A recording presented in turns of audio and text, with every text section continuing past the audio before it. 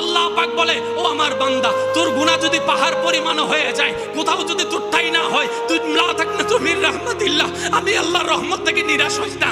আশাটা করে, বর্ষটা করে একবার আমি আল্লাহর দরবারে আই, একবার আমি আল্লাহর কাছে আই, একবার আমি আল্লাহর কাছে আই, একবার আমি আল্লাহর কাছে আই। যদি তোর গুনাহটা আসমান পরিমাণও হয়ে যায়, লা তাকনাতু মির রাহমাতিল্লাহ, আমাকে একবার বল, মা গাররাকা বিরাব্বিকাল কারীম, আমি আছি তো তোর রহমান, আমি আছি তো তোর রহিম, আমি আছি তো তোর গফফার, আমি আছি তো তোর সত্তার, আমি আছি তো তোর খালিক, আমি আছি তো তোর মালিক, লা তাকনাতু মির রাহমাতিল্লাহ। বান্দা কথাটা শুনে মনটা বড় হয়ে গেল। কিরে, 2 দিন চাকরি না করলে বেতন কেটে ফেলে, এত বছর আল্লাহর গোলামি করি নাই, তারপরে এই সুযোগটা আছে। হুজুর কি বলে একটু মনোযোগ দিয়ে শুনুই দেখি। এবার হুজুর বললেন, লা তাকনাতু মির রাহমাতিল্লাহ, ইন্নাল্লাহা ইয়াগফিরুয যুনুবা জামিয়া।